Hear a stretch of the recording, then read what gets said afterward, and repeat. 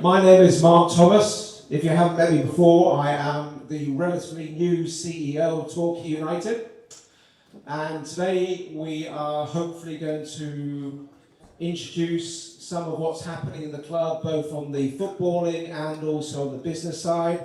And this is an open forum. We want feedback, we want questions. So I hope we've come fully loaded with some challenging and difficult questions for us.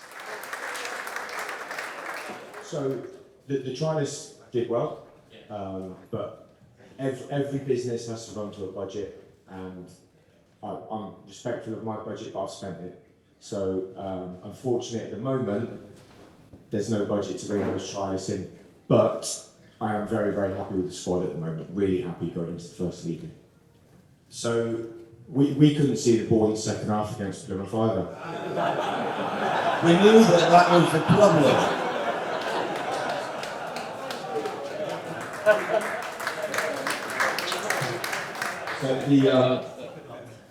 So different leagues use different footballs. So last year we used to use New Balance footballs. This year it's been taken over by Mitre. Now the balls that we've been training with and playing with are predominantly black, really. They're awful. But the league balls that we'll be using by Mitre are white. And so they're much brighter. And the reason we changed balls at half-time against Plymouth, the Football League used Puma. Premier League used Nike, or it might be Adidas, I'm not sure. Nike. Anyway, Football League used Puma, so Plymouth asked us if we could change footballs at half-time. And when we play Plymouth next year, we won't be changing footballs at half-time. I think we've got 9. I think there's 9 in the league. And at the start of the season, I agree with you, our results weren't perfect. I think at the end of the season we got to grips with it. Just off the top of my head, Tom Bridge, Hemel, Averley, thank you. So it's a different game because the bounces. Some AstroTurf pitches are good. Maidstones is excellent. You do have to play a little bit different on them, and there is certain players excel on that, and certain players who don't. So I've got my thoughts on what we'll be doing, and obviously that'll come into test in the first away game, won't it, at Maidstone? So we've got a great record at Maidstone anyway, so we'll be alright. But I think also because they train on it as well. Paul sees people every day, and he has different games every day, different types of training sessions, and I think he'll pick up who's better in a certain area on one of them pitches. You know what I mean? When you see him every day, you've got a feeling about who's buzzing and who's not. So I think it's a lot easier with you having that facility. Yeah, definitely. I think everyone would rather play on the grass. That's where football's meant to be played, isn't it? But like I said, it's the difference in levels of the AstroTurf is it's huge. Yeah, some are very, very good, and some are really not fit for purpose. Aye, aye. Yeah. Go on, ask it. Hello. Move along. Your dinner's ready.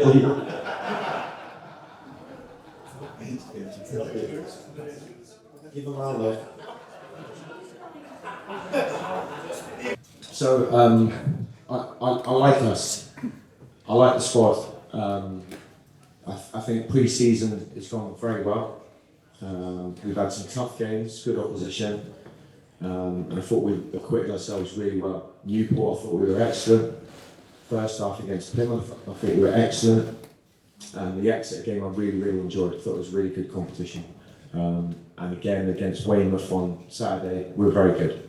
We showed a little ruthless streak as well, which really pleased me. So I'm really, really comfortable with the squad. I'm happy with our new recruits. I think the new recruits that have come in have upped the standards, they've raised the bar. And the biggest thing, Shakira, that's pleased me this year is the players who were here last year have risen to that as well. So you get 2 options when you're playing football. If you're not as good as the people you're training with, you either raise your game and step up, or you get left behind. And the players that come up to training has been of a really high standard, that they're fit, they're ready, and we're looking forward to the game. So I will never sit here and make predictions and say we're going to do this, we're going to do that. I'm too respectful of other teams and too respectful of football to do that. But I really like the squad. I like where we are. I just thought when I watched the Newport game, I thought to myself, this is the best 45 minutes I've seen since I've been at the club. Right. And I think that was because people that Michael and the board have allowed Paul to bring into the club have all been better. And I think when you want to sign 20 odd players like Paul did last year, it's almost like a toss of a coin, really. I don't know how we got as close as we did. But then when you look at your deficiencies, and then you bring in 4 or 5 players who are better than what you had, it brings, like Paul said, it brings everybody's level up. And I thought against Newport, I thought to myself, this is the best I've seen this. And so I'm like him, I'm so happy with that. The Plymouth game, as daft as it sounds, we talked after the game there.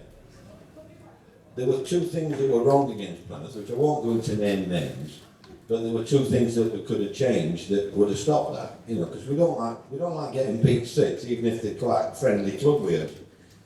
It's the pride that counts, and there wasn't a lot wrong. It was just a couple of individuals not doing enough, and I think, you know, Paul spoke to them after and about what they could do to eliminate that.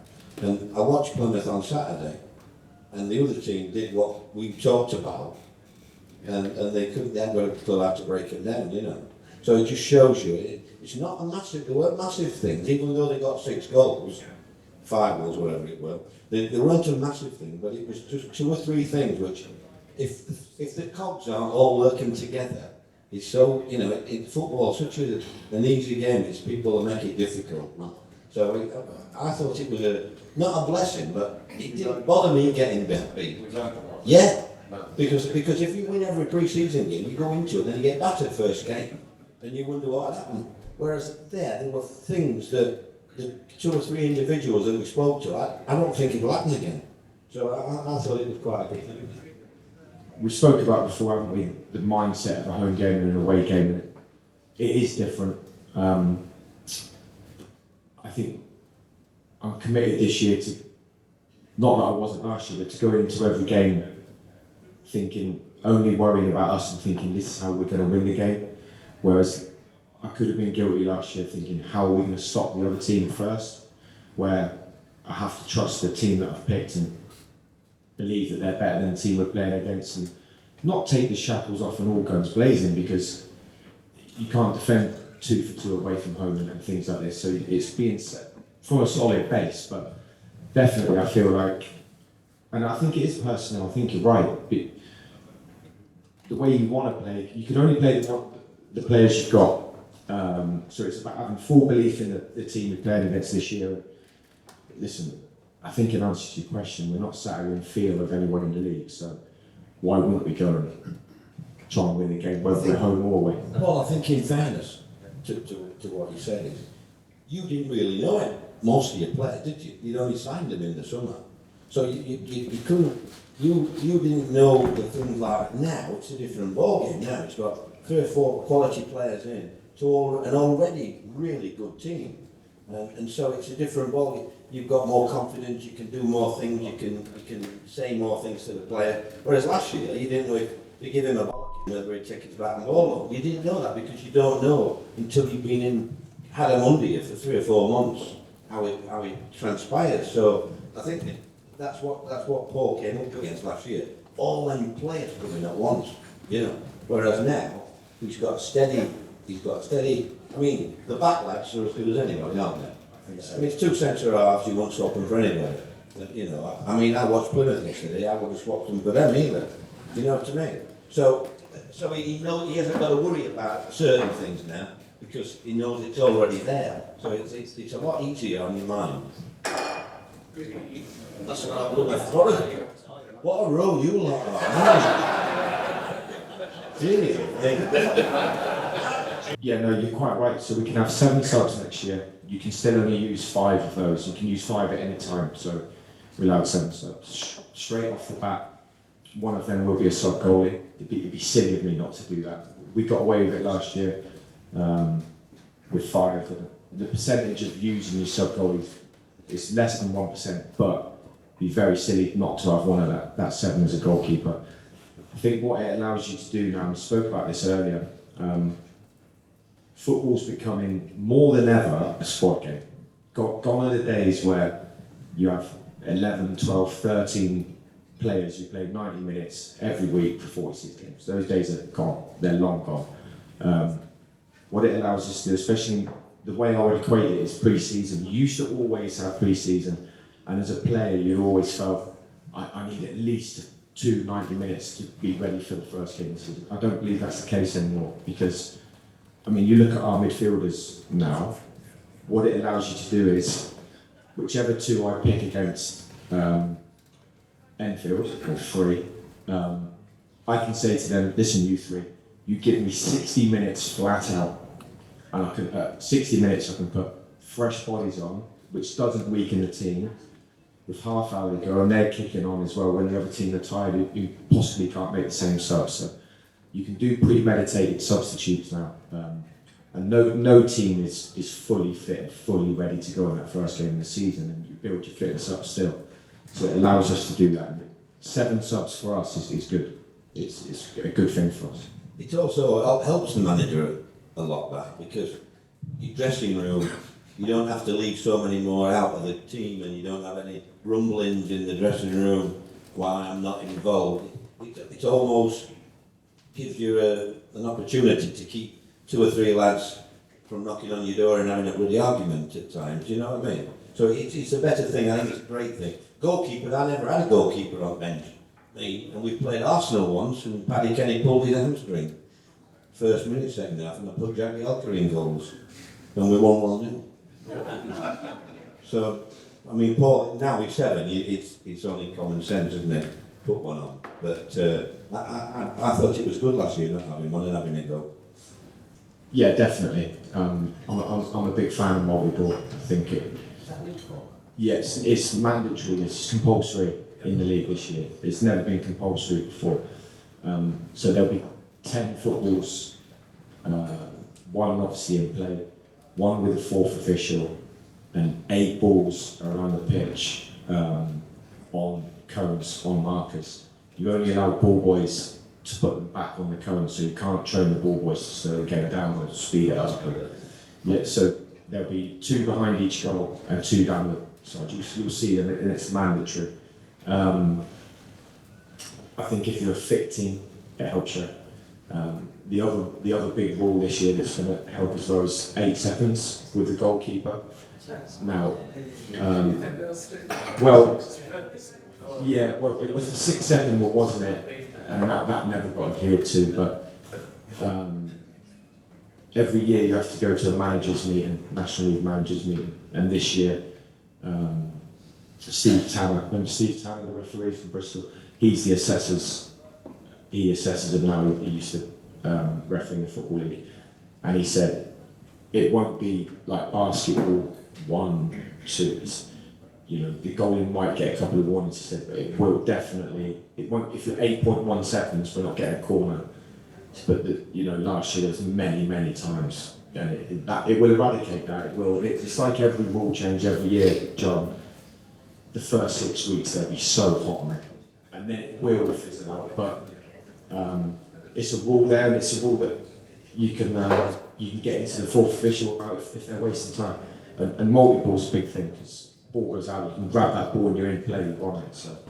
Yeah, we're just about to refurb the floodlights. As you could see during the evening matches we had recently, we can hardly see from one side to the other. So we're going to conduct a complete refurb of the floodlights, which is happening at the beginning of September. So we have to put a few more bulbs up there for our 1 match in the evening against Tottenham on the 19th. But after that, we'll have bright, shiny new LEDs that will last longer and look great. So yeah, we're aware of it. Just takes a little bit of time to make the order and get the thing done. So yeah, very soon. We're going to have to go to the competition. I'll lend you my glasses, yeah?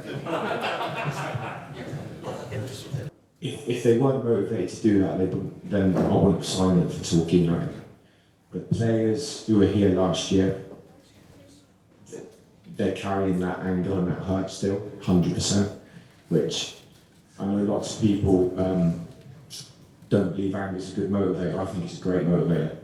I think it's a great motivator. A sense of injustice, a sense of disappointment, a sense of making it right, I think it's a really good motivator. And the players that we've recruited this year, they've all won before, and they know what winning feels like. There is no better feeling than being part of a winning football team. There is no better feeling. And they're all supremely motivated to do that, as the whole club is. I think as well, you know, like when you're a player or a manager or a member of staff or anything, when you have a club like Torquay, and you know what crowd's going to be like at home, and you know what the crowd's going to be like away from home, because that's where you get your diehards. You know, it's a marvellous motivation. I know you say you don't need motivation, and you don't, but it's still a marvellous motivation to know that you're going to be backed by, you know, all these fans. It's fantastic. And the lads have got to not be afraid of that, they've got to take it on board and enjoy it. Because you don't very often get opportunities to play at a club like this at this level. And you know, that's why these lads, you know, number of players that you tried to sign, there was, you know, it wasn't as difficult because they know what the club's like. They know what ambition the club's got. You know, so it was, you know, I think that's something to talk with, isn't it? Yeah, definitely.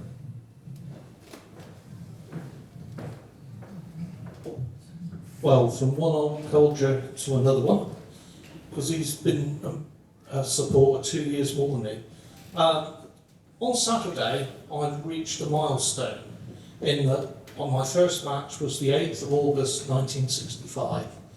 So it's 60 years to the day. And the only thing I can say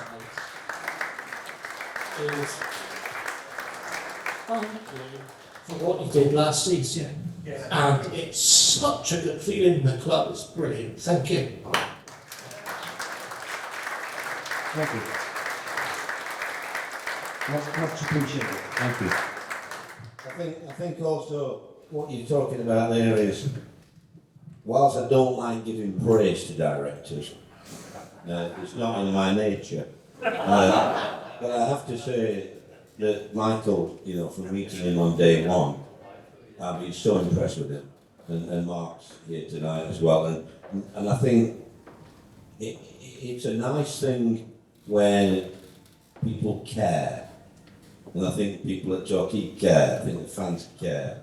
And I think it's lovely to see the players care and Paul care. I think it's a you know, you don't always get success by that, but it's not half. It's a hell of a help to have a club like this, you know, and we're all lucky really. And you know, Michael and Mark and the lads have took it on board and made it what it is really. And it isn't easy to take a club on. Worthy's born leader. He sets standards in training. He trains the best. He's always early. He does extras after training, so he sets the right standard performance-wise. And he's also a grown-up. He's 27 years old, but he's grown up. He's a man. He talks. He organises on the pitch. He'll dig players out if they need to be digged out. And he also pulls players. I can see him pulling players to the side for one-on-one chats. It's really important. It can't always be my voice. It can't always be my voice because you get bored of it. You get bored of the same voice. You get bored of the same message, and it becomes white noise eventually. So you need help. You need people on the pitch. Louis Dennis is a leader. Matt Jay is a leader. Sam Dre has matured hugely over the summer. Hugely. The difference in him from a boy to a man is huge. We're now getting those leaders. Sonny Low Everton talks on the pitch. Not always screaming and shouting. It doesn't always have to be ultra loud, but just a quiet information. We've got way more leaders this year, way more talkers. Matt Worthington's a player that I've tried signing from the day I joined the football club, and I'm thrilled to have him here. And he is that leader that I quite agree we missed last year. I mean, you might not catch the eye, Worthy, but what he's always available, and he's always a simple pass on. And what Paul said, it's amazing how a player like him can take so much off a manager's shoulders by what they do on the pitch and in the dressing room. And we didn't have that last year, did we? We didn't really, even though we had some older players, there were no talkers. They weren't really talkers. I'm saying old, about 25 I'm talking about. They were all they all worked hard, but they weren't got a leader. And everybody needs a leader. And I think it took some doing, but with Michael, I remember the last time saying, we should be signing somebody else tomorrow if Michael gets a grip of himself. And we did, didn't we? So it was good. It's good for the club that Will is here now, and you'll enjoy him during the season. So Aidan is Mike's son, and he's been training with us. He's done very, very well. He's only just turned 17, so there's under the age of 17, you can't sign him on a contract. So it's something we're looking at present. He would be classed as a development player. He's done very well in the pre-season, but he's fading. He's got a lot to learn, but he's got a chance. I sometimes speak to him. I do see him in the training, and obviously Paul does all the work. I try and get Michael in a corner somewhere and make sure that he helps us get the players we get in. But it's a combined thing really in that respect to get the players in. And when you talk about systems, your systems develop when you want your best players playing in that team. So you can't say now that Paul won't play 5 at the back in some games, and he might play 4-4-2 in some games. Because it all depends on the opponents nowadays, doesn't it? On that, I mean, systems, they're there to be used and to be broken as well. So it's interesting now with the modern game about systems. I think Gaff's spot on. I think I have a preferred system that I prefer to coach. And I like, and obviously for the vast majority of last season there was a back four and pre-season there was a back four.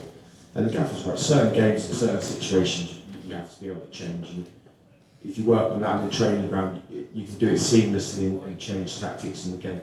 It's interesting. I don't know if some of you saw it the other day. Someone who obviously a Gaffer knows, Arsene Wenger, who's the onside Ferguson's unbelievable what he did for English football and Arsenal, unbelievable manager. And did you see it? He said the other day about 4-4-2 is still the most effective formation. It covers the most percentages on the pitch, and you can flip it to this and flip it to that. So we'd say 4-4-2. It's still a huge place in football. So if it's good enough for Arsene Wenger, then it's but formation's hard work and ability wins football games. Formation. Sometimes if you lose, people blame the formation. It's very rarely about the formation. It's about someone's mistake or the other team have been better than you. Simple as that. You never say never, do you?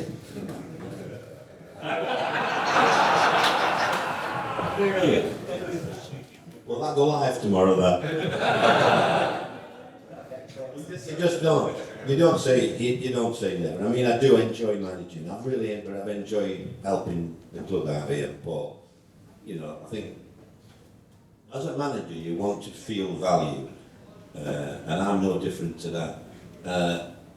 And I know how important fans are and things like that. And the way that you took to Paul and give him an opportunity, and I think he's repaid that.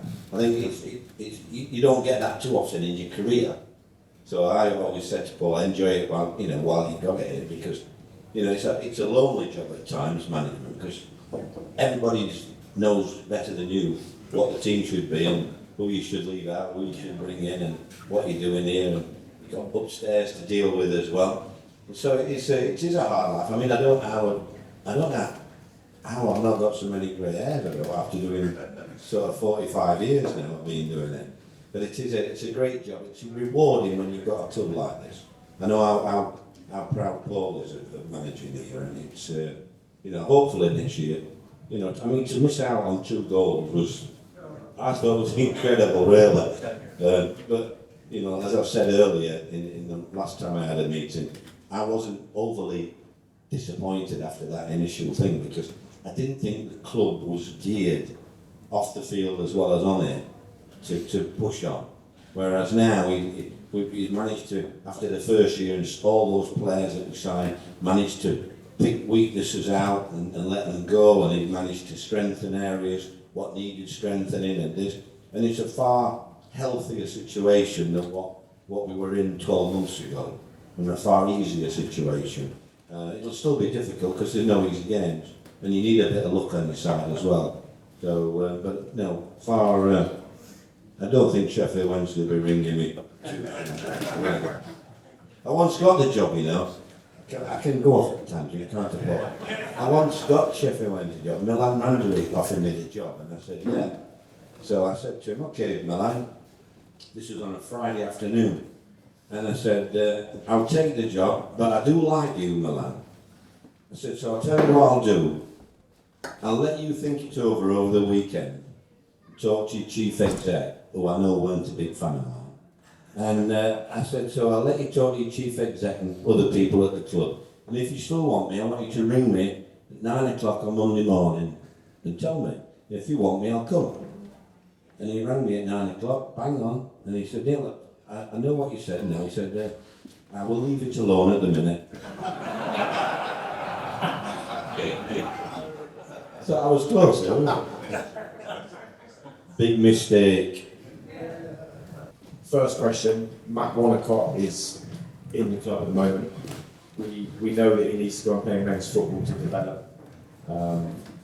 But it would be a case of someone calling us. It's not easy to get a goalie out on loan at a decent level. So Matt Wanacott will be around us at the moment. If someone comes in for him on loan, we would let that happen and then we would get a number 2 in. Okay, so that's the deal with Matty. He's bad time of injuries last year, broke his arm twice, really unfortunate. He's training great at the moment and I rate him really high. He's got a chance, hasn't he? Yeah, he's got a chance, definitely. Good chance. Yeah, so that's the situation with Matty. As for cup games, the team that played against Bishop's Cleeve was plenty good enough to beat Bishop's Cleeve. It was one of those days that was embarrassing. Yeah, no, listen, I guarantee it was more horrible for me. It was terrible. Why didn't you take me with you? So listen, it wasn't a good day. The FA Cup is a great source of revenue, and we would love a cup run. And I can assure you, it's not that I don't take it seriously. It was the FA Cup's a bad day. And whoever we get in the FA Cup, I promise you, I'll be picking a team that I think is good enough to win that game. And I would never disrespect the competition. We had a terrible day. And it's always, I've got to be honest, it was my nightmare all the time. I hated the clubs, mate. And I used to say to like you take the team, I'll go scouting next week. I could never get myself up in the 8 promotions there. I could never get myself up. Yeah, finances. I think Paul's in a different situation this year. In fact, the players he's brought in, he can leave a couple out and not weaken the team. Whereas last year, if you left 3 out, you couldn't leave any of the defence out, you couldn't leave any of this out. You know, then it's hard. Because other clubs will be motivated, you know, by what it is. And I know how embarrassed he was at the end of that. I wasn't, because I thought, you know, I'm not a cup man when I want to win the league. So it's one of those where you know, you have to take the run. I've had some good cup runs. I got to the semi-final of the FA Cup and League Cup in the same season in '93. Well, not '93, 2003. And then I got beat in the playoffs. But we made some great money in the 2 semi-finals, but it didn't help me. We got beat in the playoffs. Do you know what I mean? So it's an hard thing to actually, you know, you've got to do your best because the club needs the revenue. But the most important thing is promotion. So it may be that you might leave somebody who's got a little bit of a knock, who's an important player out for that particular game. You've got so many things to do, but you never say never, but it's hard for me because I could never ever. And yet, when I was a kid, we used to have a day We used to get up at 8 o'clock for win an FA Cup breakfast. And then we used to go round and all the mates come round. And at 12 o'clock we had a sing song and then little things in the streets. It was just a fabulous occasion. Yeah, you've nailed it. Yeah. So obviously the disappointment of Sonny being out. We got lucky last year with no real injuries, no operations. Within 2 weeks pre-season, one of our new signings, is a very, very good player, had to have his meniscus strained, cartilage strained. Unfortunately, it happens. And Cody was one of those players last year I spoke about earlier. Got flogged a little bit. He was on his knees at times, and I think when we signed Zanzala and Cody came out the team, he had 4 games on the trot. He came on as sub and scored, and he was a real menace. And that little rest really rejuvenated him. So 100%. LD, Louis Dennis can play there. Louis Dennis is an excellent centre forward, so they can share that workload. A lone centre forward is definitely something we're looking at, but again, like always, it's finding the right one, not just signing someone for the sake of it. And you're quite right as well. Jaden, for the first time in pre-season, came on, and I thought he looked like the Jaden Crosby we signed. It's very difficult when you're a young boy living away from home to adjust to full-time football. Sometimes they get it, sometimes it takes a season. Yeah, the loan spell at Gloucester last year wasn't great. If a club come in for Jaden, we've had a lot of interest, a lot of phone calls about him on loan. It's something we would look at because he's got a year left of his contract, and I do see him as a player for the future. I can't guarantee him minutes here in the first team, so he has to go and play football. A little bit of a wasted year last year, but he's come back for pre-season, he's looked strong, he's a big boy, he's a big lump. And if you get that little bit of aggression in this game, I think he could be a real handful. So it would be beneficial to him and to us for him to go on loan, but again, a loan to the right club where he's going to play. Even tonight, as we were walking up, Paul and I, we spoke to somebody that we both know that worked for me once at Premier League club. So, we will be talking to all the clubs, and try and use the contacts that we've got, really. Because some of these clubs, you might just get lucky, they might think it's the right club for them.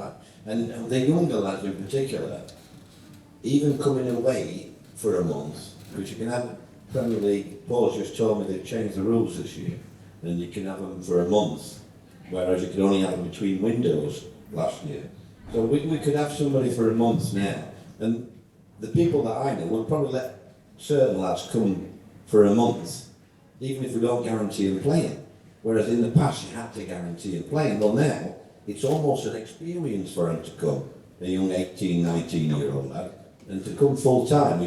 In a place like Torquay, it's like winning the Lily Pools, isn't it? So I think there's a lot more opportunity to get done now from contacts that we've both got. That's a really good ball change this year.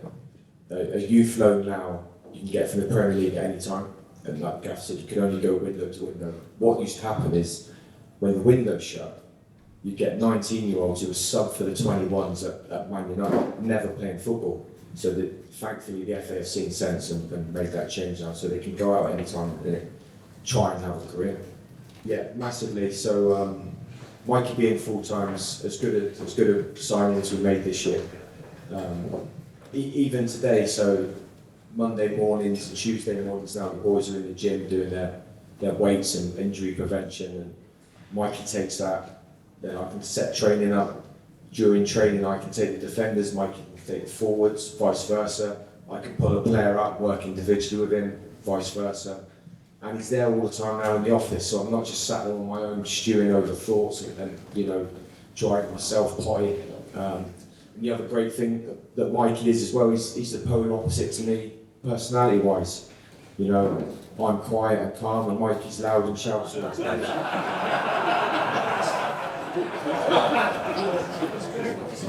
I told Paul, when I were in charge of the Truro game, the trophy game, when he was suspended, I'd only been there 5 minutes on the bench, and I'm turning to him saying, "Will you shut your what? You've done my head in 5 minutes." But I think it's good. to do what he's done is not an easy thing to come full time. And I think it's great for Paul, because what used to worry me last year, not that he wasn't on the training ground, it was when you've had a bad defeat or something's going wrong, it's a long way on the bus without anybody to talk to. And yeah, we're on the end of the phone, but it's not the same. Your mind's going all the time. You've either got somebody who's not let you down, and you want to talk to your assistant about things like that. So I was really pleased. I think that's one of his best signings this summer. I just wanted to say on behalf of everybody who's here tonight and the ones who aren't here tonight, we're all obviously excited in anticipation of the new season, and Saturday in particular. But then, of course, the fans, the managers, and the players of the 23 sides in National South are all thinking the same sort of things that we're all thinking, I'm sure. So, Paul, do you think this National South this season is going to be more competitive than it was last year? And if that's true, from what I read, do you have any particular side that you might sort of think that are our main rivals for the title? Yeah, well, I don't think it'll be as close as last year. I don't think that'll happen again in football well, I'm not sure it'll ever happen again. It's 6 teams within a point of each other in the last couple of games. It's an ultra competitive league. There's an insane amount of money being thrown about at other clubs. Some of the wages and signing on fee are astronomical. Now that doesn't mean you're signing good players. One thing I will say, and again, I'll never sit here and say this team is a direct rival. Every team we play against is a direct rival. They all want to beat Torquay United. It's a scalp for them massively. There will be, I reckon, 7 or 8 teams will be up there, which I think will be. I won't say them. I think we've improved as a squad, and I'm sure other teams, other managers will be sat there thinking they've improved as a squad as well. It's all about us, and if we work harder than anyone else, and we're more committed than anyone else, with the talent that we've got, I'm hoping we have a really successful, enjoyable season. Yeah, well, can I just say that we're all behind you. We wish you all the best of luck, and hopefully it's all going to turn out how we would all like it to go.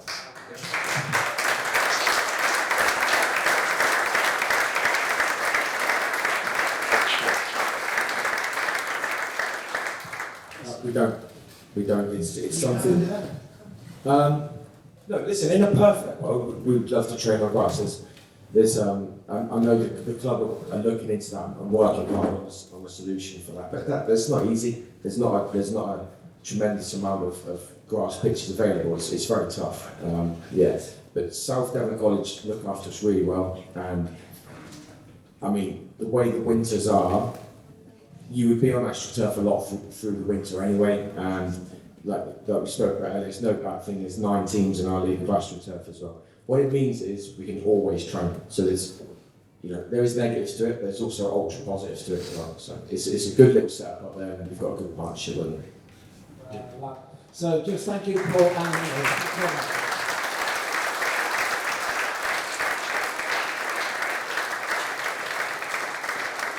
so firstly, to just go over the vision of the club. Firstly, we think of ourselves as one of the most, if not the most important community assets within the Torquay region. And what we want to be is very fan-centric, focus on communication, engagement with our fans, and create an environment where we can have success, but success ultimately under a cover of financial sustainability. We never want to see the club go through what it went through a year or so ago, and that's still very short in our memories. And in terms of what we're looking for is to be part of the community, to play attractive football, but to be very integrated with everything that the club stands for in terms of fans and community. So the club is very much part of the fans. We as management and even directors are custodians of a very important asset that needs to be taken care of and looked after. And I'm sure, as you have understood from the Green Consortium, what they've done so far, they've very much set us on a route for that. So first of all, we have to say a massive thank you to all our fans. When the Green Consortium took over last year, there was a real surge of, I think, engagement back into the club. Fans re-engaged, everyone sort of focused on getting the club back and up and running again. But fast forward 12 months, and actually the resilience of our fans is really shining through. As of today, we've sold 1,528 play mode passes. That's a 25% increase in what we achieved last year in growth. So that's thanks to all you guys in the room and all the other fans that are going to turn up to play all this week. So I'd just like to thank you for that. And then we look at where attendances were last year, almost an average gate of up to 4,000. That's the highest since 1971. It shows a massive commitment of the community and the fan base to get behind what we're trying to do here. And with that comes a massive shout out to our friends at TUFC in terms of their support of the club as the primary shareholder, but also their ongoing support in terms of how to fund capital investment where we need it. So the Rayleys and the Bristow's bench, and a particular favourite of yours, Nick, thank you very much. And tomorrow we have grow lights turning up at the club. Again, thank you to TUFC. And all the volunteers, we have a painting crew that comes every weekend, and so many other volunteers from the ambassadors at the weekend. Thank you, Shakira. We know you're there every weekend and we appreciate it so much. Yeah. And turnstile operators. Yeah, go ahead and shout out to them. Thank you very much. Turnstile operators, 50-50 sellers. They're also much past the club, and we do appreciate it. Thank you very much. If there's anyone else I've forgotten, you know we're thinking of you. Anyway, going back to, as a business, what we're looking to achieve this year. I think Paul outlined it quite eloquently in what he said earlier on, but I think it's true from our success last year, we'd like to make the playoffs again. And if all things go correct, we'd love to get promoted this year. So that's something that, the team, I think Paul was quite eloquent in saying, we've got a team that is going to do its best to try and achieve those goals, but ultimately we want to move the club forward, as our vision said, up the leagues and ultimately back to the Football League. That has to be a goal. This club deserves it, our fans deserve it, the stadium needs it, so that's where we're hopefully going in the future. In terms of the financials, I was brought in very kindly and honoured to do it, to try and grow the club in terms of revenue. So we have an overview goal of growing our revenue by 25%. And as you'll see above, we're also spending more money when it comes in. So we have increased our budget on players by 25% this year. So that's a massive commitment, and hopefully we'll see the product of that extra investment on the pitch. Of course, we are not through the woods. And it's easy to think that after a year of successful football that financially we are home and dry. The club lost a lot of money last year, and we'll try and cut that deficit this year, but we are on budget to have a deficit of £400,000. So understand the guys at the Green are still putting money in to make sure the club survives. But what we see going forward as we build more revenue and control our costs is by next season, 2026-27, we want to break even. So there's a lot of work to be done on that front, but you know, all starts on the pitch. Success on the pitch means people want to turn up, but all the other things that build up in terms of different revenue streams, both on a match day and also on a non-match day. And we see growth coming across the area. I see opportunity from sponsorship, from match day revenue like events, getting people in the bars, enjoying themselves, building more experience, can help along with that. But actually we see probably most growth coming from what we call non-match day revenue.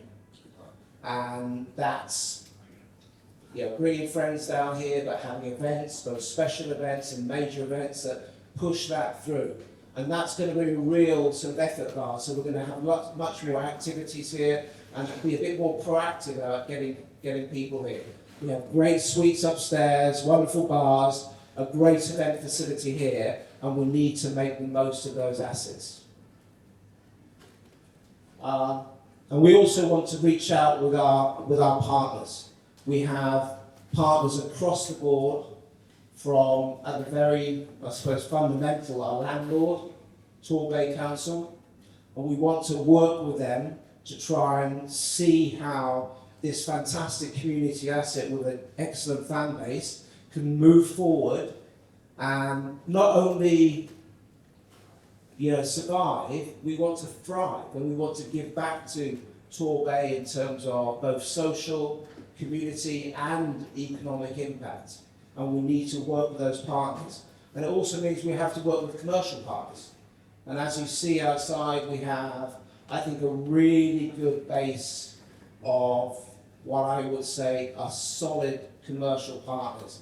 And you see their brands around the stadium, people like Woodlands, VXS, VX3, Rothwell Irving, Revcoms. These guys are really supporting the club with real money. And we see that only growing as we go forward. But also with the club, we all see it as we walk around the club, there are much improvements that need to be done in terms of capital projects. And we mentioned the floodlights earlier on. We can't, and we haven't got the money to do everything at one time. But what we want to do is sort of map out where the improvements are, then one by one, we finance and improve the facility going forward. So we have a number of different things, from the big screen, which is an obvious thing that we all want to see up and running, and hopefully after the floodlights that might be the next opportunity to put right. There are nuts and bolts things. I think you probably all agree that Julian, our groundsman, does a great job keeping the pitch in such a great state. But our equipment is old and a bit knackered. So we need to upgrade that so he has the tools and machinery to carry on with a pitch like this. Again, behind the scenes you don't see it, but we need CCTV. So we have CCTV that doesn't record stuff. So if there's trouble or if there's safety issues, we don't have the necessary backup to do that. Sound system is not perfect. You can see even tonight we're sort of struggling with some gremlins in terms of our AV. The main stadium is the same. It needs improving. We know that. And again, we take a step-by-step approach to this. And again, for the pitch, at the end of the season, we want to put a new irrigation system in to make sure that pitch is upgraded. And beyond that, we have many more plans and upgrades that we want to see, both on the stadium side, but also on the hospitality and F&B side and the event side as well. We closed a fan survey last week, and it gave us some really good insights. We'll be publishing the full results of that in the coming days to show, but just dividing them into a few things in terms of where we are on satisfaction. It seems we scored very high on the direction of the club, the belief in the vision of where we're going, where the Brink Consortium is taking the club. And that's really positive that we all seem to be on the same journey together. Very positive on the first team in terms of the work that Paul and his coaches and the players are doing. And I think there is a genuine feeling of optimism as we go forward that there is definitely a step in the right direction there this season. Other things in the hospitality upstairs. If any of you had the luck to go up there and appreciate it, I think Judd and his team have done a really great job in upgrading how we look after our guests in hospitality. But on the other side, I think there's work to be done on what we do on the actual stadium, the stuff out there. We have congestion issues, we have maybe food that's not quite up to it, so there's stuff that we need to do on that front as well. In the comments section, you bring up lots of really interesting stuff from maybe some overzealous security and stewarding.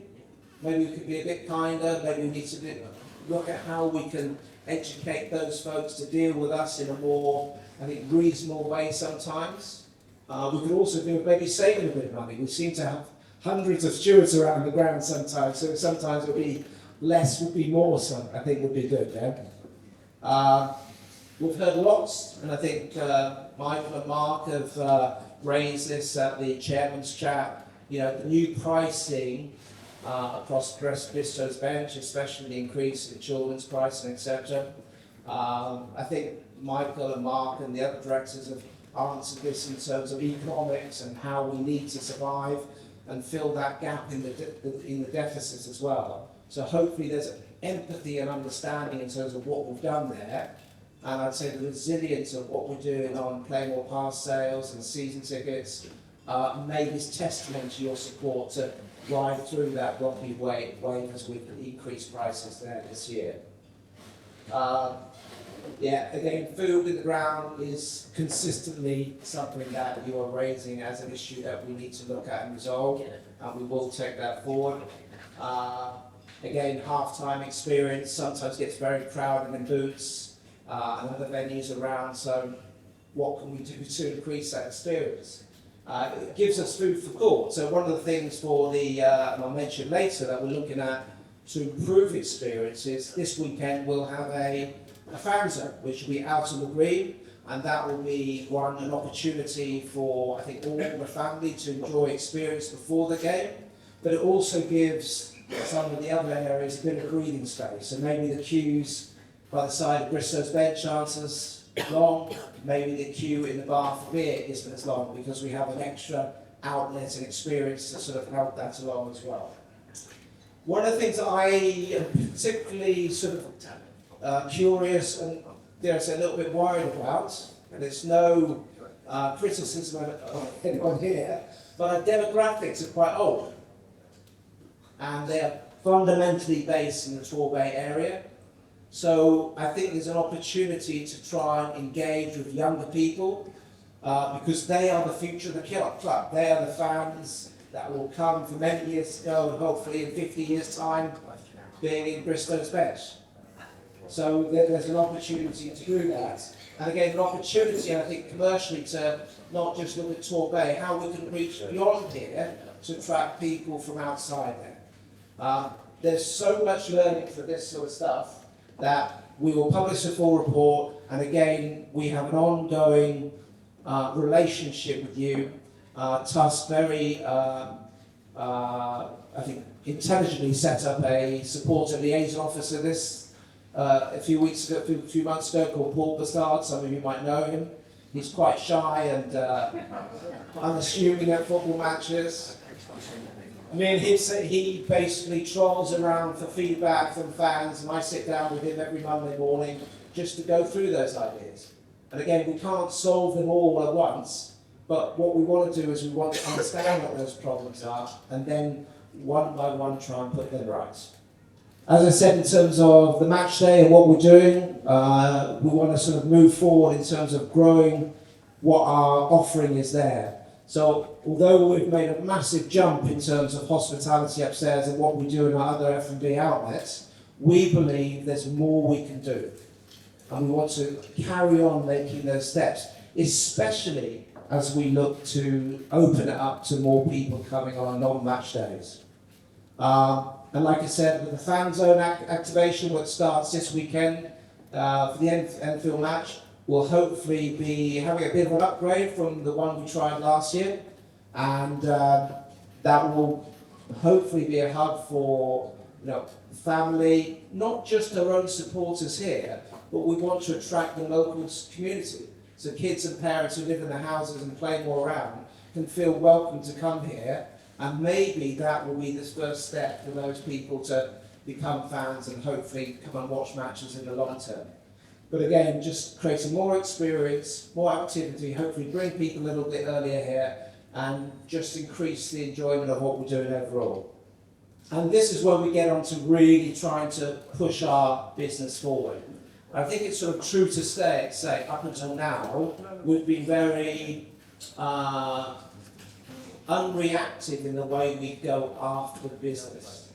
So what we want to do is be far more proactive about it. Almost by, I think, I won't say chance, but maybe lack of design, we've become a centre for weddings, 18th birthday parties, wakes, and it's an important part, I suppose, the lifetime of your community. You celebrate these events as part of your life journey. But we're very passive about it. What we want to do is be a little bit more proactive and go out and talk to people earlier. So if you have any parties, any activities you want to run, we're open for all those. And we have a great selection of different types of venues, from Boots here, which is more sort of party orientated, up to the Cove, which is a little bit higher class. So we have all different alternatives in that sense. And we're going to go after the Christmas party market, aggressively go after it. Last year we had a really quiet month business-wise in the outlets at Christmas. If we get out there early and bring that in, that starts to bring revenue on a non-match basis. So we're really looking to do that. I don't know if you've seen the Playmore coach, the Playmore gazebo around. It was at Buckland. So we're actually going to start outside catering. It's a business. Why wouldn't we do it? So I think tomorrow at the open training session, you'll see it again, and it's something we're going to start promoting, selling around different events, and then be out for hire. So we're really open and flexible to see how we develop our business beyond what is purely a match day. And the growth here is great opportunity because we're starting at quite a low level, so the upside is great. Yeah? But we have a massive asset, our pitch. In the month of May, it lies inactive. And we have about 3 weeks in that time where I said we don't really mind if the grass gets a bit stuffed up. So we believe and we want to put 2 major events in this time of May. One, a major footballing event, and we're looking to do a Soccer Sevens event, which is a festival soccer event which starts on Friday, runs on Saturday and Sunday, has a knockout, sort of cup, plate and bowl, and this format is really popular for teams. So I've known in other parts of the world this is really good, and it especially works well in a holiday or resort destination. And what better destination to run an event like that than Torquay and Torquay United. So we believe that has great potential. And the second event we're looking to do is more of a music festival, and that will have some good headliners, but also we want to look at promoting music and culture with local bands from around the area. So during May again, like December, we have no business. So this is a time that we can try and fill those holes and bring those gaps. And as you may know, we're also going to start using our facility to run our own events. We're not going to sit around waiting for these things to happen. We're going to go out, get them. We're going to get great speakers like Paul Merson. We only have 11 tickets to sell, so if you haven't bought your ticket, it's time to buy now. And we are going to sell this event out. So when you get relevant people that people are interested in, I think we can do a really good job in running our own events. We want to do everything from quiz nights to bingo nights and just look at these opportunities. We're looking particularly at this venue to become a basis for a music venue. So we've done a sort of a cooperation agreement with something called the Block Project, which helps educate young kids and learn music in a sort of band and entertainment format. So we want to reinvigorate this venue to become a real destination for music. I don't know if anyone is a member of the Lotto. This was a programme that was debated long and hard, will it succeed? And I can tell you, every month we've run it, and we're in our 5th month, it's going up and up and up. And every time it goes up, the prize money goes up and the incentive to get it. It's almost like a sort of virtuous circle in terms of the way it's building. So this was something out of nothing. And we think we can develop this further to add more what we call utility value to it, so it really starts to grow as a revenue source that we never had before. And we're also looking at other things. We want to push our business club, the Fight Club, to get more interaction with the local business community, but also sort of get them interacting more so it becomes a real value proposition for them. Podcasts. We don't want to assert Torquay talk, but we think we maybe have another sort of opportunity and maybe some collaboration there. But again, creating more opportunities to communicate to fans, bringing special guests, and basically getting our comms sort of sorted out a little bit better. So, how can you guys help? I would like to say just doing what we're doing already, which is coming to matches, supporting events, on the corporate side, corporate partners sort of supporting us and just joining us in this journey. So that's a basic overview. We have lots of details, and if you want to sort of ask any more detailed questions about where we are on the business and some of the financial stuff, we're completely open today. So I will invite directors, Michael Westcott, Mark Kavanagh, and also Nick Roderick to come onto stage, and we'll just move some chairs and we'll have a dinner. Thank you very much. Yeah, it's a good question. Thanks for raising it. As we sort of mentioned, behind the list of capital improvements that we talked about during the presentation, there are many, many more after that. So from a, I suppose, executive point of view, but also from a board point of view, we can't solve them all at the same time. So, some of that comes from just, working through the priorities of what those things are. And some people might not always agree with what we think are priorities. And we're open to input from the fans on that front. And also there's other ways in terms of how in the future potentially we look at other ways to solve capital expenditure through other capital solutions. And that's an ongoing sort of discussion, certainly at board level, in terms of how that can be done going forward. Yeah. And I think you've highlighted what we've all known, all of us that have been coming to Plainmoor for years. There's been very little in the way of infrastructure improvements made to the stadium for a long time. And we're not just talking about the Bristow's bench accepted, obviously that was a monster project and arguably transformed the stadium. But stuff like the turnstiles, yeah, I mean they're decrepit, they're old, we could list that as an antique. But they do work. They're not ideal, but they do work. But unfortunately, it's nowhere near the top of our list of capital improvements. That's the honest truth of that. And if we can reach a solution for ingress and egress that combines with a new wholly digital ticketing system. And I was a season ticket holder for Bristol Bears at Ashton Gate for a number of years. And it's amazing. When you scan in, if you're an adult, it goes blue, so someone can see that now we've got adults coming on kids' tickets. And if you're on a children's concession ticket or an older concession ticket, it flashes green. So that's how people monitor that system. But I suspect that's several £100,000 to install equipment with all that technology. Yeah, I think it's really important it's criminal to look at a game and our TV's not on. We haven't got sponsorship going through that. So we know that our priorities really are the floodlights and having a screen and being able to do all that sponsorship. thanks to Mark coming in, we're able to get even more sponsorship this season, and that's the aim of the club, is to keep bringing that revenue in. And I'm sure for all the supporters, you know, CapEx is really important for this football ground, but also it's how we get this playing squad and asset working for us. So you'll notice that when we sign players, they're no longer on like 1-year contracts. The decent players have gone down. They're on 3 2-year contracts. So this club will never lose players for free.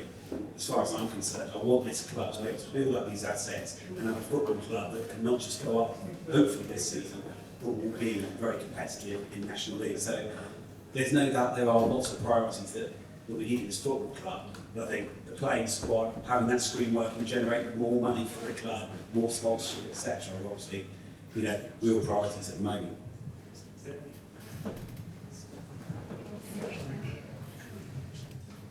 So a couple of quick ones on that.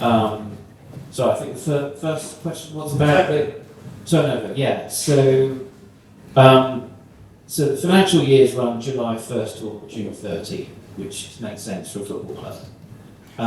So we took over on May 31st. So that season, that last season, before we took over, I think turnover was about 1.8 million.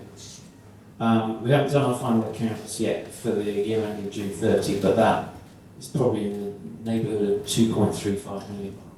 So that's nearly £500,000 increase in turnover, which is significant.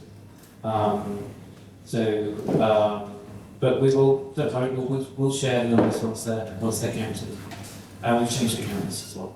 And we've changed the way we account for things.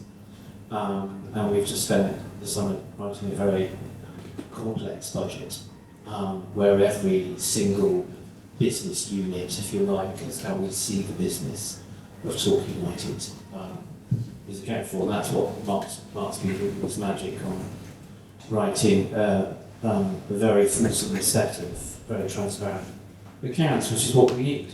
And then, I think, Mark, our current licence capacity is just below 6,000. Yes. Yeah.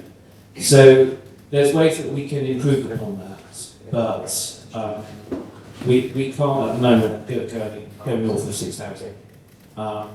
Even though technically there is space for 6.5. But Safety Advisory Group have different views on that. But I think that at the point where we are regularly getting 5,500 average home attendances, which I hope might only be a couple of years away. But there are as we said before, we have more plans to keep them in there, because I don't think we need to. And I'm sure there are creative ways in which we can expand capacity. And I think I've read somewhere too that I didn't think it was the pop side that we could add another tier. I thought it was the family side. Actually, I thought I got somewhere. I've seen some document knocking around somewhere that I think structurally could take the weight to add another tier. But you're talking big numbers, but that would be financed in a very different way. We go into a partnership because it's got to stuff. Yeah, I'll just say that with the capacities last season, we were also throwing out a lot of concessions out there to support the club and get the club building again, get the age demographics different as well. And I think we succeeded in that in creating this community momentum that's been building in the club. Don't forget as well, Mike Edwards full time, playing budget up 25%, bringing this guy in, who's going to obviously bring a lot more astute management. He's very analytical, he's very strategic, and I think he's going to be he's a real asset to this football club moving forward. So all these things are happening in the background. As a back of the fact packet type calculation, we spoke about it today, would probably, with the increased sponsorship, with increased capacities, season tickets, etc., we're probably in a similar position by the end of the season to where we would be.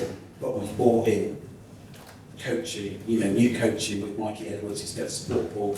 But I think Paul played that down a little bit about what he can do one-to-one and everything else. But Paul's a very passionate and energetic man. He gives a lot of time and effort into it. It's our duty to make him an even better manager, and he will be by having Mike Edwards next to him.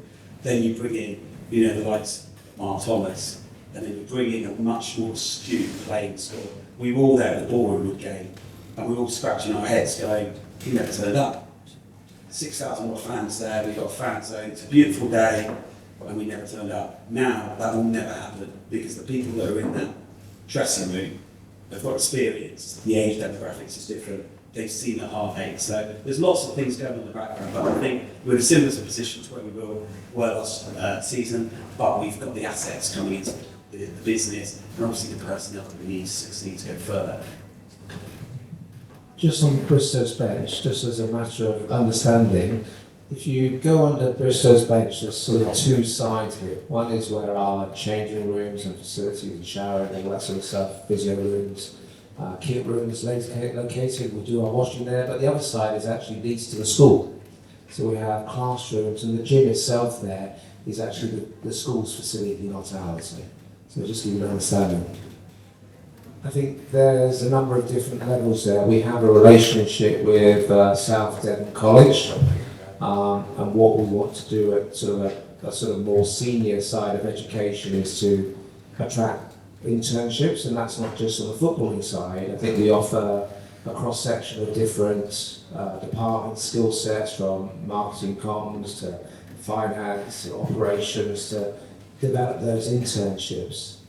So that's one side at the more senior level. At the bottom level, I think it goes right through the pyramid from a young age in terms of seeding kids, and I think we spoke about it previously, that I think between the ages of 6 to 8 are the most impressionable ages, when the kids generally set who they support, what they do, in life, and that's a really crucial effort. So if you can get them playing football as part of the community trust, or if you can even put a Torquay shirt on them, they have that sort of identity, you can bring that through, and then the process and the pathway from a young age right up to our youth teams and even through to the first team is a critical part of that. We're not there 100% yet. We should be in more schools, we need to do more activities, and we need to build that smooth pathway through. So, very good question, Sam. Yeah, it's a really good question, Sam. It is something at TUFC that we've been discussing over previous months, how we get players into local schools. We're looking at ways in which we might sort of reduce our age for becoming a TUFC member, because it really is important. I mean, I'm in my 70s now, so I'm not going to go on forever. And we really do need youngsters to be the fans of the future. It's really, really important, and it is a topic that we're all discussing at the moment. One of the vehicles by which we access schools is our community sports fest. So for those of you who know, they're housed here at the stadium. They're effectively a charity, and they deliver a number of schools programs. They are nowhere close to being penetrated as we would wish, because I think the addressable market in our postcode is something like 45 to 50 schools, and we're not in enough of them. So I think that's a big focus of ours, to help support Community Sports Trust in increasing their penetration into schools, because that's really important. And that's they deliver PE with sports programs. So the Community Sports Trust employs a lot of coaches. So that kind of sits, I don't know how you describe our relationship with the Community Sports Trust, but they wear our badge, and they're housed within the club. They're an independent body that's governed by a board of trustees. So that's really important. We really need that to work for the club. And of course they run, I don't know how many teams, is it 14 teams from under 7s through to under 16s. I know we're talking about youth development, but when we talk about college and academy stuff. And I just add that at TUFC, again, we've just recently handed over a £10,000 grant to the Community Sports Trust for youth development for the next 12 months. So I'll start, yeah. So you're right, Clive. So we're limited. We can only go so far. There are only so many events we can run here. There are only so many match days in a year. While we've increased our penetration into our fan base massively, trees don't grow to the sky. But don't forget that as you progress up the pyramid, you get access to what we call waterfall payments. So payments that come down. So our waterfall payment just for playing and being a member of National League South is probably worth about £75,000 of waterfall payments. You go up to the National League, that at least doubles. You go to the Football League, I think that's nearly tenfold. Because then you start getting cuts of TV money, etc. There's a big zero on our revenue profile at the moment, and that's player transfer income. And that's a really an area that we really want to focus on. There's a reason why Sam Gray was offered another 2 years on his contract. Guess what? Yeah. He's an asset. He's young, and we think he could be worth some probably money as well. But it's not just Sam. That's the way that we approach, and I think the key thing as well is trying to hold costs, and that's what's driven the recruitment strategy, because Paul's recruitment of the squad last year and then the spinal squad that remained into this year, and these new additions are all capable of playing at least one league up. And so we're not then talking about crazy increases in the playing budget. But there's still, the bigger the crowds, the bigger access we have to media as we climb up through the pyramid. There are plenty of sponsors around here. If you look at the commercial revenue of Plymouth Argyle, you look at the commercial revenue of Exeter, that would do very nicely for us if we can even get some way towards that over the next, say, 3 or 4 years. Yeah, the sponsorship, we spoke to Exeter recently at an event, and their former CEO said they're roughly getting about £2.5 million in sponsorship for their club. So we have a long way to go. There's the possibility of naming rights we could look at for the stadium as well, and that's something that Mark is looking into at the moment. As Michael said, and I've already mentioned about having players on longer term contracts, there's a possibility of transfer fees. And of course, as we all know, one of our biggest Achilles heel is the fact of an academy. We need to get more players in. Wouldn't it be lovely for you guys to come on a Saturday and see 2 players coming through for the academy in the first league squad and seeing that momentum move on? Of course, you get match funding when you get to the Football League, but it is an issue for us. And I think what we're trying to do is prioritise how we're going to bring money into the business. And the main areas are the commercial opportunities, as you mentioned before, Nigel. The other areas are obviously the season tickets and things like that. There's only so much we can get on that, obviously, match tickets. And then the next thing is how do we, on the match day, make more money? And that's what we're trying to do, work on those priorities, do these things like the music festivals. You've seen the hospitality offers, people actually stay at the bars now and spending money behind the bars. Sportsmen's evenings, all those kind of aspects. I think we work on those, and then hopefully, once the club is in a very good position, because ultimately all these things about sustainability, all these things about profitability of the business are down to being successful at the pitch as well. We could cut our playing squad by 50%, and then we'd be in the likes of the Tunbridge Angels and Hampstead. That's not what this football club is. This football club is a football league club. And the sooner we get back there, the better. And we have to have that momentum on the pitch as well. So they're all catalysing each other, not being a right. Me and Mike have spoken about this. It's almost like we spoke about a sustainable model. It's almost like controlling operating loss.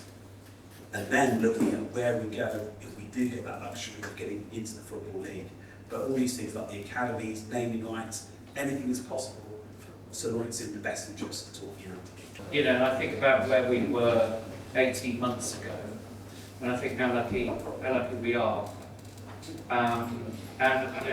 We talk a lot as a group about the answer to Clyde's question is, how I guess implicit in the question is like, how long can you guys keep plugging those types of holes And I think the answer to that is, as long as we see progression and incremental improvement year on year, then we're happy to continue to invest.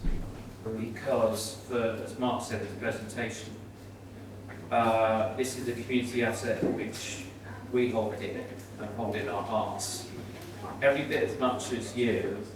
And I just think of those thousands of Morgan fans tonight thinking, what happens now? Because they look like they're gone. And that's awful. And you have our assurance that whatever happens, that we will always jealously safeguard the future of this club. It really surprises me that we have this great pinch point at the entrance, the main entrance centre of Bristol, with the F&B, the toilets and everything there, but somehow we're not allowed to go behind the woolen stand and enjoy a beer or an F&B. So a lot of that is down to regulations, maybe a little bit over-official. I think we're a victim of our past success. Well, we've been in the Football League and now come down, but safety advisory groups, police, safety officers feel that we should still be administered and secure like a Football League club. And I think sometimes when you look at Section A in Bristol and there's 100 people there, why are we segregating? Why isn't there more movement? So on that front, it's just, I think, more practical engagement with the powers that be and the officials to say, listen guys, let's just look above you. There may be some matches, and I was there last week when we watched Exeter come, where we do need a little bit of separation, a little bit of rivalry there. Dare I say it's healthy rivalry. But most matches, that's certainly not the case in the National League South. So I'd hope a little bit of common sense prevails so we can start looking at those solutions here. The problem we have is, when we've been to the AGMs, is where we are in the tree at the moment and the priorities. Hence the reason for FA Cup replays not happening, because what would actually happen is they said that basically all the Premier League clubs would just put their reserve teams in at the start. We want competitive competition. Now you say about the Champions League, they're on Tuesdays, Wednesdays, then Europa on Thursdays. So the calendar becomes very, very difficult when you've got a 46 game season. So the reality is that scheduling is really, really difficult. And then you've got the deals that the TV channels have had with football clubs and all that kind of thing. So it is very difficult. I would like to see more Friday night fixtures, because I think even the Saturday games sometimes interfere with other events that are on, and I think that feeling sometimes on Friday night, and you've got a game, you come back from work, you come in, you watch Torquay United, I think that would be good to do. It has been spoken about, but I think that would be a very good addition to the club, and would help all the clubs, you know, within that league. But the scheduling, they literally go on at these AGMs, it's about a meeting in the morning, and then we talk about it a little bit in the afternoon, there's a bit to get together in the evening, but literally for an hour of that time, they're talking about all the scheduling, what they can do, how much money they can put on different events. So that's what it comes down to. It's very I appreciate that, obviously. But say the first week of October was the first Champions League. Yeah. And it's also... And then it's the Premier League, and there's the FL, and very long way behind that is the National League. So you make a really good point, actually. We should think about that. It's really interesting that I always thought that we had to play all your midweek matches on Tuesday. I noticed, I don't know if anyone else noticed the fixtures. The Farnborough have elected to go Wednesday. The thoughts interesting. I mean, that's also a Champions League night. We shall bring it up at the EGM in January. The reality is, you know, the National League are up against, you know, so many things, you know, it's 3 up, 3 down types. And if there is a massive advantage to when you go up the leagues, and it is very, very difficult. I think a simple answer to that is no. And it comes on two fronts. Firstly, the thing we talked about at the moment, our academy is not protected. So in terms of putting time and money in terms of developing an academy, it's a zero-sum game at the moment, whereby we can develop players and they can just be taken away from us at no benefit to us at all. So that is certainly one of the underlying reasons why I suppose there's lack of motivation across the board at the National League level that obviously changes when you get to the footballers. I think the other thing is our relationship with Devon College is still quite young. We started it last year and we're going through a negotiation point with them now in terms of how we can start to just develop it, you know, tweak a little bit here, change a bit there, see how the coaching structure can be identified, maybe bring some of the club coaching assets more into the Devon College area. So just seeing how we can enhance it. So I think we're going through that process of just understanding just how we can optimise it. And one other point to make there is that obviously we did the South Devon College deal, quite early in our tenure, but it was still towards the end of last summer. So they missed the recruitment window for sixth form. So, and they run a very vibrant sports programme. So you've got Danny, who's head of faculty at South Devon College for Sport. So obviously the proof of being putting in their intake from this September. So now they've got the Torquay United Academy in partnership with South Devon College as a value proposition for them to recruit students into their sixth form that are footballers. Or who's good at sport. Sport is football. So it'd be really interesting to see whether that bears some fruit as we go through this season. I was just going to add that having Mikey on board full time as well, Mikey working at Notts County, he's done a lot of work with youth development and coaching. I think he's very, very positive about how we can make some tangible changes with him being full time there as well. And you would have noticed already that when the players are training, there's a lot more players from the college who've been invited to come to training. Whether they make the grade is another thing, but it's the intent for the club to do that with South Devon College. And I have a firm belief that Mikey's an extremely good coach, especially for young players. So we were talking about today, weren't we, Josh and Lab, whether we can do more on that to try and get something proposed where he could be under his wing as such to try and do something in the first team. I think we're open to all good ideas, to be honest. Yeah, so there's certain clubs that are more developed, more advanced, and do things better. Borough would obviously have a natural advantage that they are well funded by Arsenal, the support with their women's team as well. So, but they're novel ideas that can help finance the club and also help youth development as well. So, yes, I think we're open to all ideas, I'm afraid. So I'll answer one bit, and Mark can come back to you on that idea. So while we're not in the Football League, this is a EFL registered stadium. The reason we've kept up that status is that since we dropped out of the league, the bar has risen significantly if we were to deregister ourselves in the EFL and all drink beer on the terraces and have no segregation and all that good stuff, right?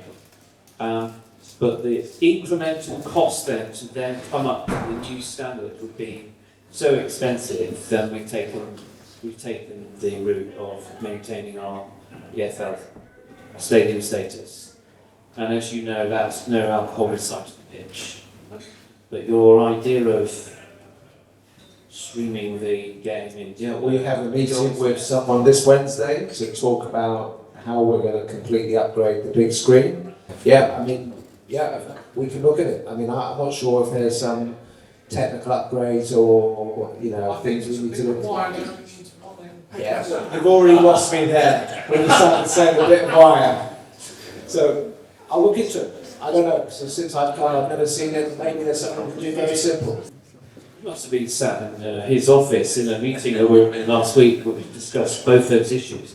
Okay, can I tell you the minimum requirement for stewards on our ground for a low risk fixture is 28.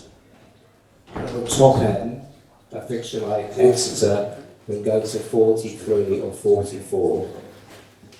And then I look at the budget and see one of the most expensive lines in our budget, and that's our stewarding costs.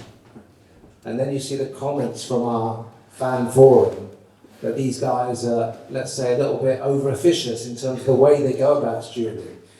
It's a big issue for us in terms of cost and also the experience of the fan. So all I can say, I'm trying to challenge that and I hope that common sense prevails. So that starts with the security advisory group, through to the local police, through to our own safety officer. I think there needs to be an understanding. Sometimes you look at your rules and then you don't look up and see what's actually happening in real life. And some of that common sense would go down a lot of giving up and save us a bit of money as well. Mark won't mind me saying it's a particular pet peeve of mine, because I just see lots of stewards sitting there doing absolutely nothing, knowing that it costs us all the £20 an hour per head, and it just makes me seethe. And I just think there's a lack of common sense. So we do need to crack that particular nut. Can I just add, I just think that over time I hope that the matchday ambassadors might be able to overtake some of the stewards' jobs, not all maybe the security side, but some of the more mundane jobs that maybe the stewards end up having to do that the matchday ambassadors could do them. Another part. What was the second question? What is the food? Food tasting post. Not to give anything away, but it's under review. Saturday. Yeah, and we're under contract for one more year this season, and we have an outside caterer who works with us, and it's under review. I know what I want, but we've got to go through the process and be patient for the next year. Irrespective of which company you hire, you tend to find they all reach out and get the same people.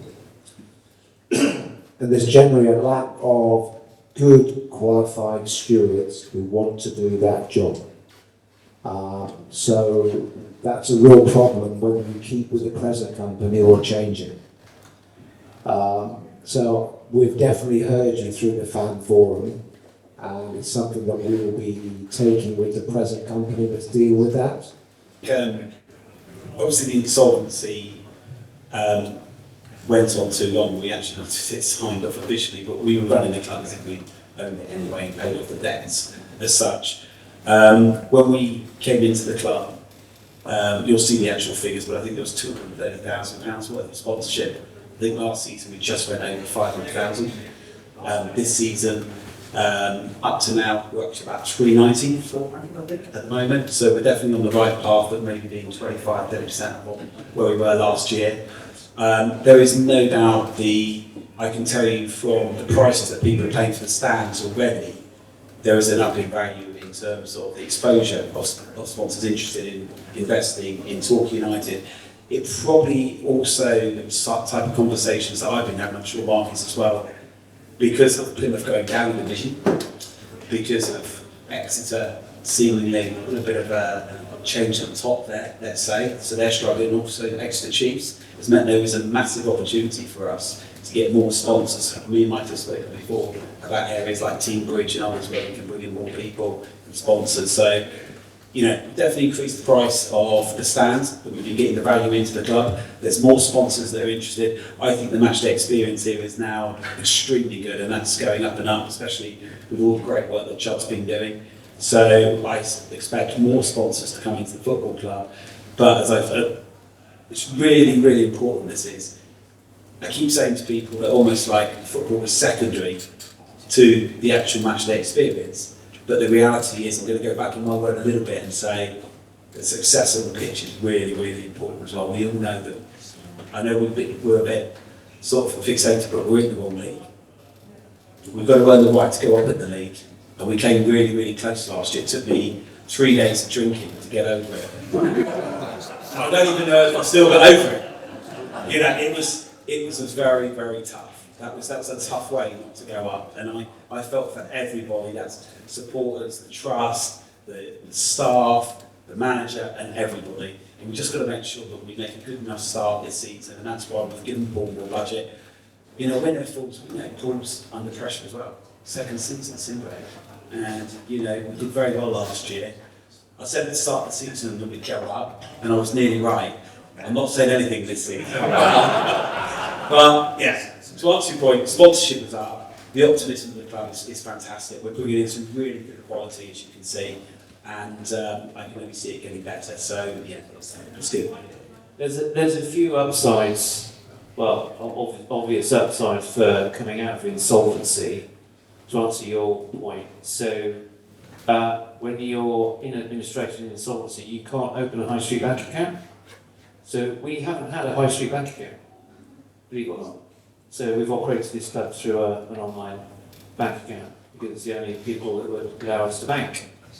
So how crazy is that?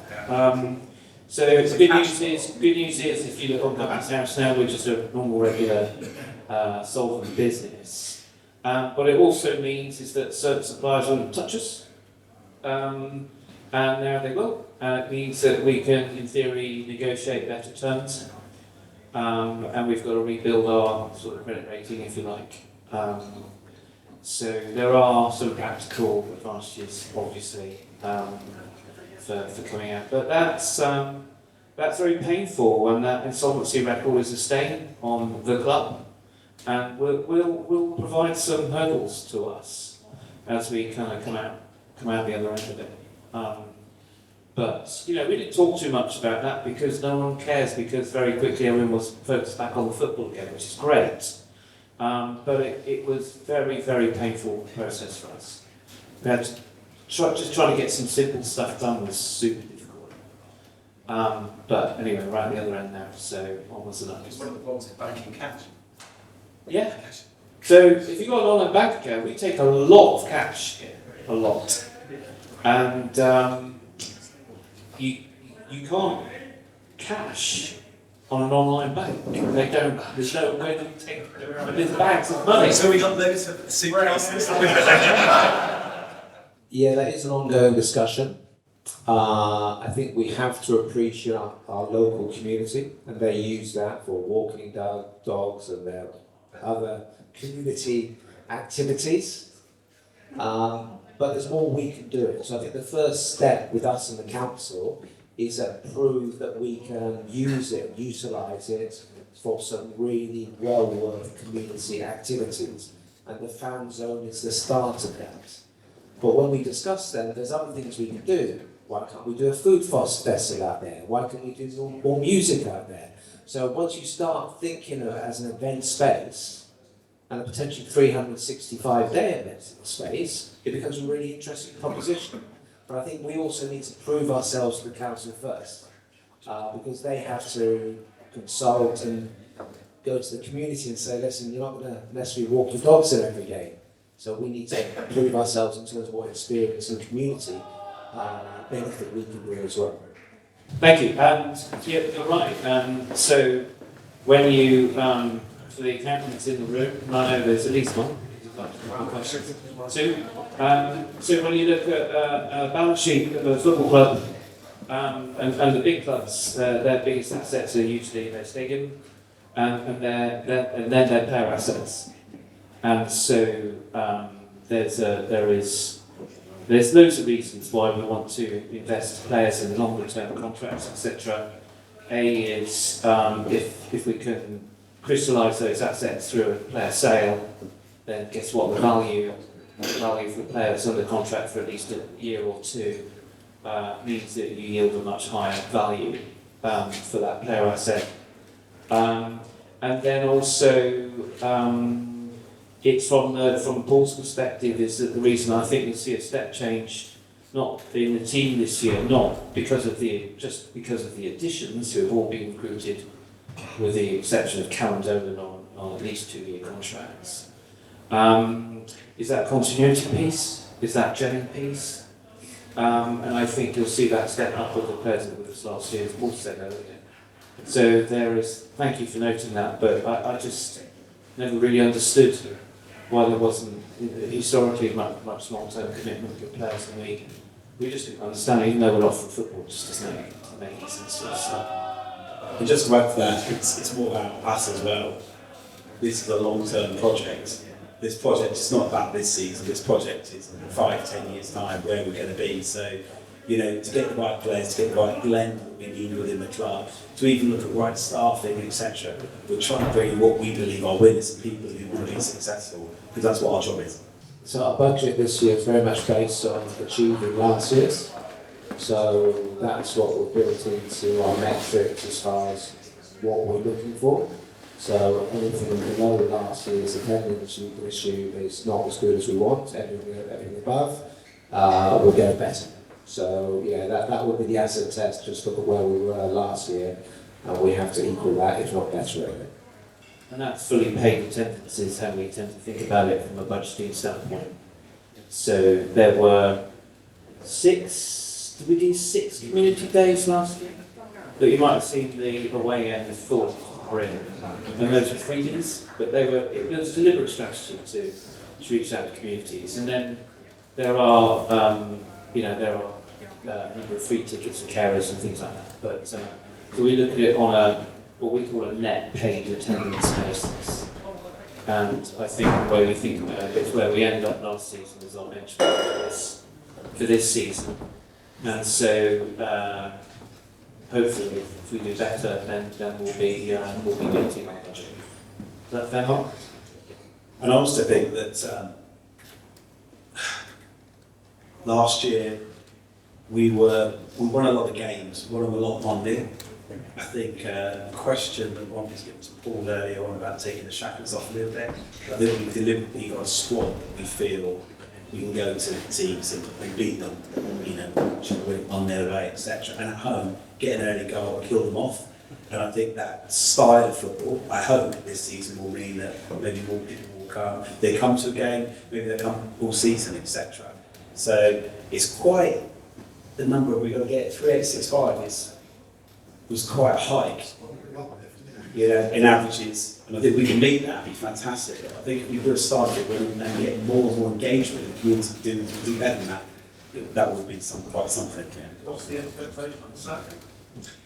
We're hoping to get at least 4, aren't we? I think 4 would be nice. I think last season, what were we? 3-6, 3-7 last season. First game, 3-6-5, something like that. So 10% up, something like that. Which is not easy, obviously, in some season. Thank you for asking that question.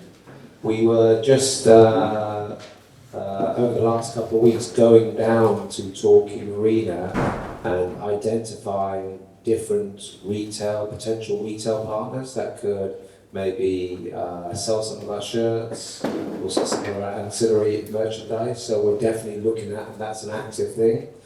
And long term, Michael and I met, the guys that are doing the master planning and development, and they definitely see a space for what I call experiential activities, and they can see how a club like Torquay United that can be built into that. Retail is definitely going to change in the future, and we probably don't need as many shops as we have at the moment.